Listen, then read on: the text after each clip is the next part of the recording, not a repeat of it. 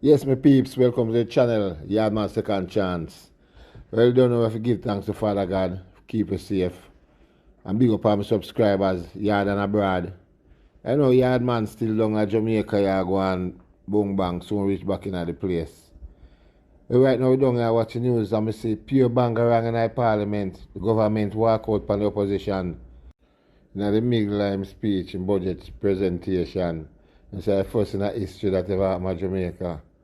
Saying, so one hour go on because like said, Mark Golding, that's a little thing about Andrew Wallen's wife being the president of the house, the leader for the house. So Loop News have it the right way. We're going to hear what Loop News have to say about it. Listen up, we're going to read out something from Loop News. Hallwell clarify positions, read Juliet Holness as House Speaker. Two high-ranking officers of the opposition People's National Party, PNP, have sought to provide more details on why the party is now taking issue with the appointment of Juliet Holness, the wife of Prime Minister Andrew Holness, as House Speaker. The PNP, through its leader of opposition business in the House of Representatives, Philip Palwell, had supported Holness' appointment to the position in September of 2023. Palwell is now indicating that he did so out of what he said was tradition, while opposition leader Mark Golding said the party was not consulted about the then pending appointment. Surprisingly, Golding on Tuesday stated that the appointment of the Prime Minister's wife to the position House Speaker does not sit well with tradition that the House Speaker must act independently of the government of the day. The statement from Golding then triggered a walkout by the Prime Minister, followed by members of the governing Jamaica Labour Party, JLP, and subsequent verbal exchanges between opposition members and controversial House member, Everald Warmington. Philip Palwell. At a press briefing after the walkout which brought a premature end to Golding's contribution to the budget debate in Parliament, Palwell defended his decision to give support to Mrs. Holness' appointment as House Speaker last year. He said it has never happened, locally, where an opposition political party objects to the individual who has been chosen by the governing party to take the role of House Speaker. And we're fulfilling a tradition. It has happened when we are government, and I have been a long-standing member of the Parliament, and I believe it will continue to happen that the formality of electing a speaker is just that, Palwell said. The government has the majority here in the Parliament, and can elect whoever it wishes. It is the tradition of the opposition to second it, and, in fact, a vote was taken and it was passed, he recounted. Golding said he was not sitting in judgment relative to Palwell's actions, as he, Palwell, was put in a position with no prior consultation. Opposition leader Mark Golding. He, Palwell, came to Parliament last September.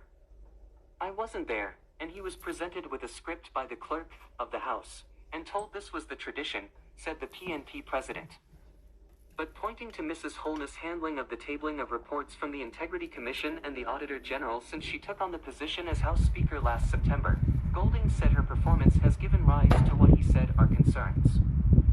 He also criticized Holness' conduct in not making public the Attorney General's opinion relative to the tabling of reports. I made a point of principle that it doesn't sit well with the tradition in our parliament system, which requires the Speaker of the House of Representatives to be independent of the government, and, for the wife of the Prime Minister who is the head of government to be the Speaker, which is effectively the head of Parliament. These concerns are not just my concerns. Many Jamaicans feel that way. In fact, the international community also has concerns about it, because it's really a very unusual situation and, indeed the Prime Minister who, in an emotional fit, stood up and walked out, really, himself, reinforced the validity of the point, Golding stated. The PNP is yet to decide whether it will turn up for the Prime Minister's contribution to the budget debate on Thursday. Well, you see what going on, some peeps. Palwell signed the agreement with the Prime Minister them way back, couple of years back.